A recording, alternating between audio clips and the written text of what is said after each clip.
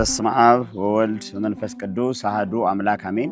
የእግዚአብሔር ቤተሰቦች የድንግል ማርያም የምልጃ ልጆች በእግዚአብሔር ቅዱስ ሰላምታ እንደምን አላችሁ? አሜን። ያያሉ የእግዚአብሔር ስም ዛሬም ዘወትርም የተባረከና የተመሰገነ ይሁን።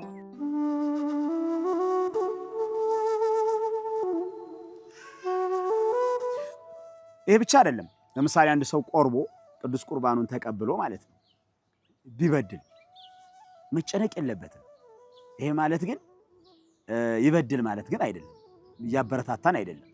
ነገር ግን ቢበድል ያው አይበድልም አይባልምና ቢበድል ምንድነው ማድረግ ያለበት? ንስሐ መግባት ነው ያለበት። ንስሐ ገብቶ አሁንም ቁርባኑን መቀጠል ይኖርበታል ማለት ነው እንጂ አይ በቃ እንዲበድያለሁ ነው ከዚህ በኋላማ እንዴ ብሎ መራቅ የለበትም። ከራቀ ከዛ በኋላ ሴት ሊሆን የማን ራት ሊሆን? የሰይጣን ራት ለመሆን በቃ የእግዚአብሔር ራት ለመሆን በድለንም ቢሆን እንደገና መመለስ አለብን። ሐዋርያቱን አናስታውስም እንዴ?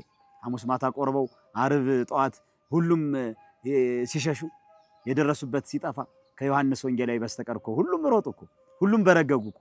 አታስታውሱም? ደንግጠው ሲሮጡ ቆርበው ነው እንደዛ የሮጡት። ስለዚህ ይሁዳም ቆርቦ ነው የካደው አይደለ? ግን እንደ ይሁዳ እንዳንሆን እንደ ጴጥሮስ ነው መሆን ያለብን እኛ፣ እንደ ቅዱስ ጴጥሮስ። አያችሁ ይሁዳ በጣም በቃ ቆርቦ እስከ መጨረሻው ካደ። ቅዱስ ጴጥሮስስ ለጸጸት አበቃው። አያችሁ መቁረቡ ለጸጸት አበቃው። መቁረባችን ለጸጸት ነው የሚሆነው። መጸጸት አያችሁ፣ ተጸጸተን ወዲያውኑ እግዚአብሔር በውስጥ ያለ ተዋህደሃል እኮ እንዴት አንተ በውስጥ ይዤ እንዴት እበድላለሁ? አንተ ከኔ ጋር ሆነ እንዴት እበድላለሁ ብሎ እንደገና ደግሞ ተጸጽቶ አሁንም ደግሞ እንደገና መቁረብ። ከዛ በኋላ ላለመበደል ከእንግዲህ በኋላ አትበድል እንደተባለው እኛም ደግሞ ላለመበደል ጥረት ማድረግ፣ በንጽህና በቅድስና ለመኖር ራሳችን ማዘጋጀት፣ እግዚአብሔር ሆይ ማረኝ ይቅር በለኝ እያሉ ራስን ማትጋት ያስፈልጋል ማለት ነው። ሁሌ መጠማት፣ እግዚአብሔርን መጠማት ሁልጊዜ። በጣም ደስ የሚል ቃል አለ በመዝሙር 41 በደንብ ስታነቡት ቁጥር 1 ከመያፈቅር ኃየል ሀበ አንቅተ ማያት ከማሁ ታፈቅር ነፍሴ ሀበ አምላኬ። ዋላ ወደ ውሃ ምንጮች እንደሚናፍቅ አቤቱ ነፍሴ ወደ አንተ ናፈቀች። መቼ ተነስቼ መቼ ደርሳለሁ? የአምላኬን ፊቱን መቼ አየዋለሁ? ይህን ጉጉት በውስጥ ማሳደር። ይሄ ጉጉት ያለው ሰው እግዚአብሔርን የሚጠማ ሰው አይጨነቅም። እኛ እኮ ዓለምን እየተጠማን ነው የምንጨነቀው። ዓለምን ስንጠማ ዓለም ደግሞ የሚያረካ ነገር አትሰጠንም። እግዚአብሔርን ስንጠማ ደግሞ እግዚአብሔር የሚያረካ ነገር ይሰጠናል፣ ያስደስተናል። ከጭንቀታችን ነፃ እንሆናለን። ስለዚህ እግዚአብሔርን መጠማት ያስፈልጋል። በመዝሙር 62 ቁጥር 1ንም አምላኬ አምላኬ ገይስ ሀቤከ ጸማት ነፍሴ ለከ። አምላኬ አምላኬ ወደ አንተ ገሰግሳለሁ ነፍሴ ወደ አንተ ተጠምታለችና ነው። ስለዚህ ነፍስ ወደ እግዚአብሔር ስትጠማ ይሄ ትክክለኛው መጠማት ይባላል። ነፍስ ኃጢአትን ስትጠማ፣ ነፍስ ርኩሰትን ስትጠማ፣ ነፍስ በደልን ስትጠማ ያኔ ጭንቀት ይፈጥራል። ስለዚህ ነፍሳችን እግዚአብሔርን መጠማቷ ትክክለኛ ነው ማለት ነው። ትክክለኛ። ስለዚህ የነፍሳችን ጭንቀት የነፍሳችን ሐሳብ መሆን ያለበት ጭንቀቱ ለምንድን ነው ከተባለ ለክፋት አይነት ጭንቀት፣ ለመሰቃየት ለመታወክ አይነት ጭንቀት ሳይሆን እግዚአብሔርን ለማግኘት መቃተትን፣ እግዚአብሔርን ለማግኘት መጓጓትን የተመለከተ ማሰብ እና ማሰላሰል ግን ከኛ ይጠበቃል ማለት ነው። እንግዲህ ሰዎች ብዙ ጊዜ የጭንቀት መፍትሄ ብለው የሚወስዱት ወይ ወደ መጠጥ መደበቅ ነው፣ በተለይ ባለሙያን፣ ወይ ደግሞ ጭንቅላትን እንደዚህ ማሻሸት። ጭንቅላታችን እንዲህ ብናሻሸው እንዲህ ብንጨምቀው ከጭንቀት አንወጣም። ከጭንቀት የሚያወጣን ትልቁ መፍትሄ ምንድን ነው ከተባለ ሁሉን ነገር ለእግዚአብሔር መተው ነው። ሁሉን ነገር ለእግዚአብሔር መተው፣ የድርሻችን እየተወጣን ማለት ነው። ለምሳሌ በዮሐንስ ወንጌል ምዕራፍ 2 ላይ ስንመለከት ያኔ በቃና ዘገሊላ ጌታ ሲሄድ ጋኖቹን ውሃ ሙሏቸው ብሎ አገልጋዮቹ ጋኖቹን ውሃ ሙሉ፣ ከዛ ከነሱ የሚጠበቅባቸውን አደረጉ። ጌታ ደግሞ ውሃውን ወደ ወይን ቀየረ። ትልቁን ያደርግልናል ማለት ነው። ከዛ ደግሞ በዮሐንስ ወንጌል ምዕራፍ 11 አልዓዛርን ከመቃብር ሲያስነሳ ድንጋዩን አንሱት አለ። ለሱ እኮ ከብዶት አይደለም፣ የሰው ድርሻ እንዳለ ሲናገር ነው። ከዛ ድንጋዩን አነሱ። ከዛ በኋላ የአካባቢው ሰዎች ድንጋዩን ሲያነሱ አንደኛ ከታምራቱም ከምኑም ተምረው ወደሱ እንዲመለሱ ለማድረግ ነው። አንድም ደግሞ ምስክር እንዲሆኑ ነው። አንድም ደግሞ ከኛ የሚጠበቅብን ነገር ማድረግ እንዳለብን ሲናገር ነው። ከዛ ጌታ የበሰበሰውን ሬሳ ከመቃብር ከውስጥ አወጣው ማለት ነው። ስለዚህ ይሄን ማድረግ ከኛ ይጠበቃል። ስለዚህ ጌታችን መድኃኒታችን ኢየሱስ ክርስቶስ ትልቁን ነገር ሊያደርግልን ትንሽ የሚጠበቅባችሁን ድርሻ ተወጡ ይለናል። ይሄን ማድረግ ደግሞ ከኛ ይጠበቃል ማለት ነው። ስለዚህ ዝም ብሎ ይጨንቀኛል የሚሉ ሰዎች አሉ። በነገራችን ላይ ዝም ብሎ ይጨንቀኛል ከሆነ ይሄ ኃጢአት ነው የሚያስጨንቀን ማለት ነው። ስለዚህ የሚያስጨንቀን ኃጢአት ስለሆነ በንስሐ ሳሙና ታጥበን ወደ ቅዱስ ሥጋውና ወደ ክቡር ደሙ መቅረብ ነው የዚህ መፍትሄው። ዝም ብሎ ይጨንቀኛል ከተባለ ይሄ ነው። አባቶችን ማናገር፣ ከካህናት አባቶቻችን ጋር መነጋገር፣ ቤተክርስቲያንን በደንብ ማዘውተር፣ መጸለይ፣ መትጋት ይሄን ካደረግን እግዚአብሔር አምላካችን ከዚህ ጭንቀት እንደሚያወጣን መተማመን ያስፈልጋል። እንግዲህ መጨነቅ በነገራችን ላይ በራሱ ኃጢአት ነው። አንደኛ መጨነቅ እግዚአብሔር የለም ብሎ ማመን ነው መጨነቅ። ምክንያቱም እግዚአብሔር አምላካችን ሀልወቱን እየካድን ነው ማለት ነው። እግዚአብሔር እያለ እንዴት እንጨነቃለን? ሌላው ሕጉን ማፍረስ ነው። አትጨነቁ ብሎ የሚያስጨንቃችሁን በእኔ ላይ ጣሉ እያለን እንዴት ነው እኛ አይ በቃ እንጨነቃለን ብለን ራሳችንን ለጭንቀት የምንዳረገው? እግዚአብሔርን ሐሰተኛ ማድረግም ጭምር ነው መጨነቅ በነገራችን ላይ። ምክንያቱም የሚያስጨንቃችሁን በእኔ ላይ ጣሉ ማለት እኔ እጨነቅላችኋለሁ፣ ለእናንተ የማስባትን ሐሳብ እኔ ያውቃለሁ ነው የሚለን። ስለዚህ የሚያስጨንቃችሁን በእኔ ላይ ጣሉ ማለት ለእናንተ እኔ እጨነቅላችኋለሁ፣ እኔ አስብላችኋለሁ። እናንተ አትችሉትም፣ እናንተ ተጨንቃችሁ አትችሉትም ማለቱ ነው። ስለዚህ የሚያስጨንቃችሁን በእኔ ላይ ጣሉ። እንዴ ለዛም እኮ ነው ሕማማችን ተሸከመ አይደለ? ደዌያችንን ተቀበለ ያለው እኮ ኢሳይያስ። ስለዚህ እኮ ነው 53 ስታነቡ በእኛ ፋንታ የታመመ በእኛ ፋንታ የተሰቃየ ክርስቶስ ነው፣ ስናስበው በደንብ ስናሰላስለው ማለት ነው።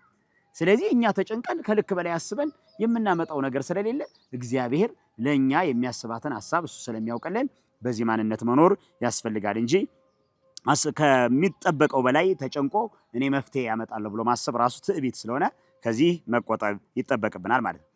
በተለይ አሁን ተማሪው አሁን መቼም የትምህርት ጊዜ የፈተና ጊዜ አለ አይደለ? ተማሪው እኮ ገና እያጠና ይጨነቃል ስለሚያመጣው ውጤት ማለት ነው። ይሄ ሰው እኮ በቃ ውጤቱን ያጣል። በነገራችን ላይ ይሄ ሰው ምን አመጣ ይሆን ምን ውጤት አመጣ ይሆን ብሎ የሚባባል የሚጨነቃል። ይሄ በፍጹም መሆን የለበትም። በቃ አንተ የሚጠበቅብህን ተዘጋጅ ተማሪ፣ አንቺም የሚጠበቅብሽን ተዘጋጅ ተማሪዋ እንጂ አትጨነቂ። ምን ያስጨንቅሻል? እግዚአብሔር ውጤቱን ያግዝሻል። በቃ የሚጠበቅብሽን ድርሻ ከተወጣሽ የሚያስተውል አይምሮ ይሰጥሻል። ያኔ ሳትጨነቂ ትሰሪዋለሽ ማለት ነው፣ ወይም ትሰራዋለሽ እንጂ ምን አመጣ ብሎ ውጤት ተኮር የሆነ ጭንቀት በመጨነቅ የንባባችንን ሐሳብም መጉዳት የለብንም። ስለዚህ ማንበብ ያለብንን ማንበብ፣ መዘጋጀት ያለብንን መዘጋጀት እንጂ አይ ይሄ ውጤት ዝቅ ቢልብኝ እንዲሁ በወድቅ ከዛ በኋላ ምን ሆናለሁ ከዛ በኋላ ምን ይፈጠራል እያልን እንደዚህ ጭንቀት ውስጥ መግባት የለብንም። እስከዛስ በእድሜ መቆየታችን በምን አወቅን? እስከዛስ አለመሞታችንን በምን አወቅን? እንዴ እስከዛ ያስቀምጠና ውጤቱ እስከሚመጣ እግዚአብሔር ያኑረን እንጂ ከዛ በኋላ በመጣው ደግሞ ሲመጣ እናስባለን። ሲመጣ እናስብና መጨነቅ ሳይሆን ያኔ ማስበን ወደ ቀጣይ መፍትሄ እንጓዛለን። ስለዚህ ክርስቲያን መጨነቅ ሳይሆን በሚገባው ልክ ማሰብ ያስፈልገዋል። ካለበለዚያ ግን መጨነቅ የለበትም። ቅዱስ ቄርሎስም እኮ ጉድጓድ አይኑር አይባልም፣ ጉድጓድ አይኑር ተብሎ አይጸለይም። ነገር ግን ጉድጓድ አታስገባኝ ተብሎ ግን ይጸለያል። ወደ ፈተና አይኑር አይባልም፣ ወደ ፈተና አታስገባኝ ተብሎ ይጸለያል። ስለዚህ መለየት መቻል አለብን ማለት ነው። መለየት መቻል የምንጸልየውን ጸሎት በራሱ ለይተን መጸለይ ያስፈልጋል። አትጨነቁ ምንድነው ጭንቀት የለም አይደለም ያልነው። ስለዚህ ከልክ በላይ አታስቡ፣ ግን አትጨነቁ። ግን አለመጨነቅ ይቻላል። ለዚህም መፍትሄዎቹ ደግሞ እየተናገርን ስለሆነ ማለት ነው። የመጨረሻ ሐሳባችንን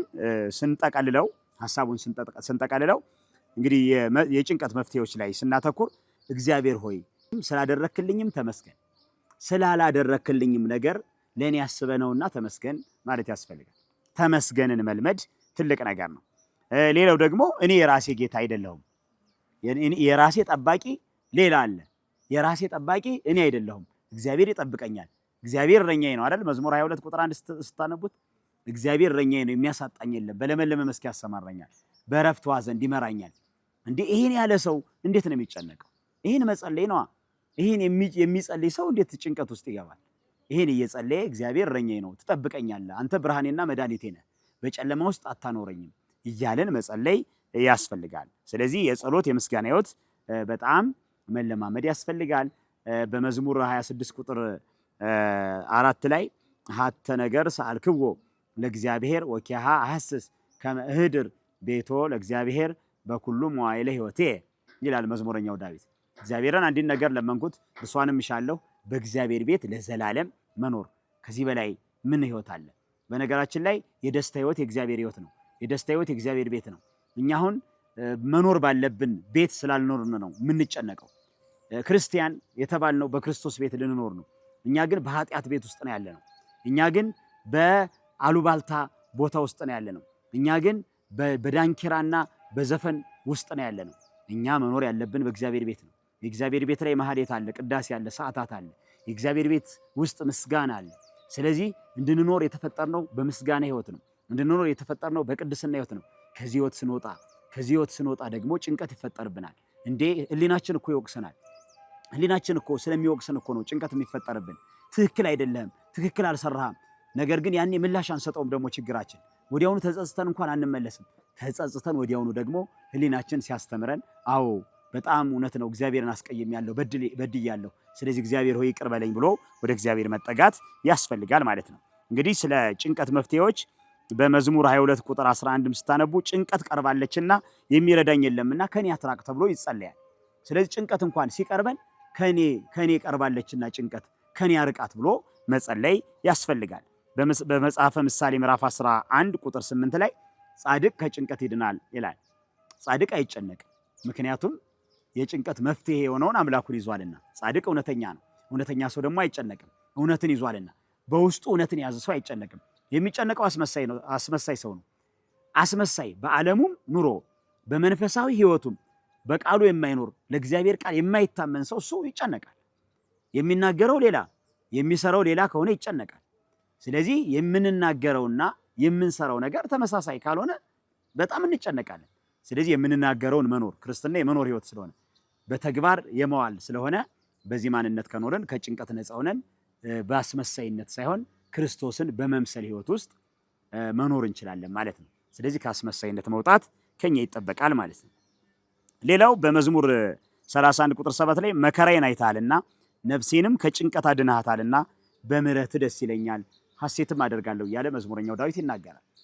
እንግዲህ በምህረቱ ደስ ይለኛል ከጭንቀት ወጥቻለሁና፣ በእግዚአብሔር ቤት ደስ ይለኛል ከጭንቀት ያወጣልና፣ ቤተክርስቲያን ደስ ትለኛለች ከጭንቀት ታወጣለችና፣ ቅዱሳኑ ደስ ይሉኛል ከጭንቀት ይገላግላሉና፣ ድንግል ማርያም ደስ ትለኛለች ከጭንቀት የምታወጣ የመረጋጊያ እናት ናትና።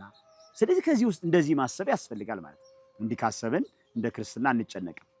በነገራችን ላይ ለክርስትና ጭንቀት የተባለው የትኛው እንደሆነ ታውቃላችሁ? በትክክለኛው ያልኖረ ክርስቲያን ማለት ነው። የሚጨነቀው መቼ እንደሆነ ታውቃላችሁ? በትንቢተ ሶፎንያስ ምዕራፍ 1 ቁጥር 15 ያ ቀን የመዓት ቀን፣ የመከራና የጭንቀት ቀን፣ የመፍረስና የመጥፋት ቀን፣ የጨለማና የጭጋግ ቀን የተባለው ጌታ ሲመጣ በዳግም ምጽአት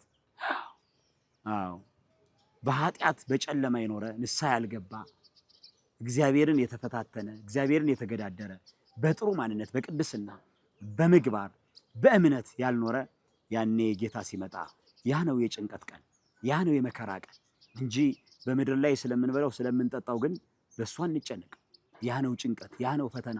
ጭንቀት የሚሆንባቸው ላልተዘጋጁት ነው። እኛ ግን ከተዘጋጀን ከዛ ጭንቀት ነፃ ነን። ያ የመዓት ቀን የተባለው ንስሐ ላልገቡት ለኃጢአተኞች የተነገረ ነው።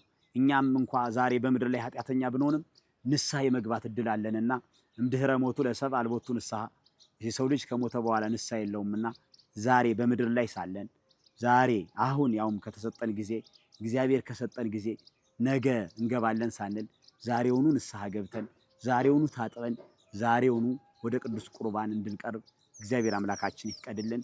ያኔ ጭንቀታችን ይፈታል። ወስብሐት ለእግዚአብሔር።